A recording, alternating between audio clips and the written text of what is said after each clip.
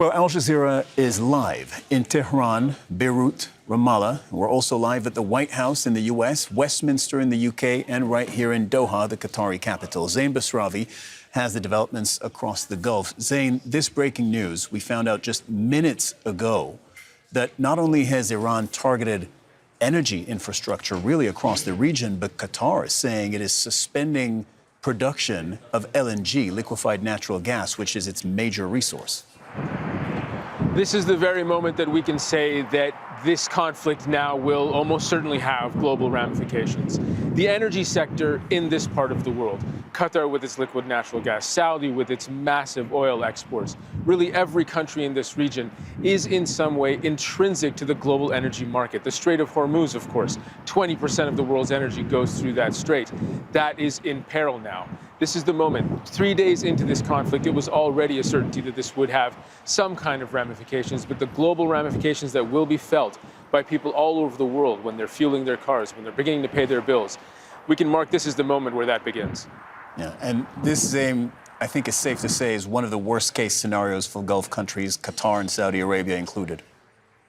That is correct. Ras Laffan, which is here in the north of Qatar, just about 80 kilometers north of Doha, is the largest liquid natural gas processing facility in the world, one of the largest exporters of this very vital resource.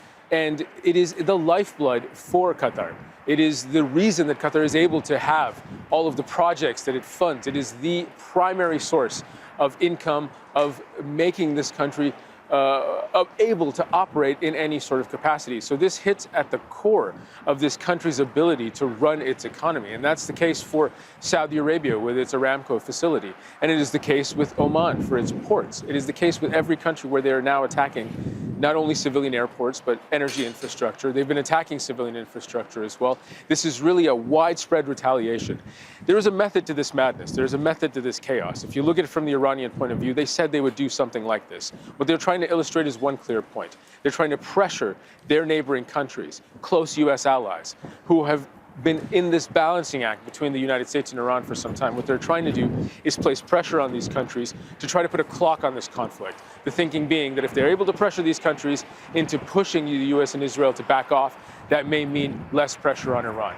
But it may also be simple retaliation. It may be what it is on the face of it. Iran said that if it is attacked, it will make sure that the entire region is drawn into the conflict. And it appears there are no more red lines when it comes to this war.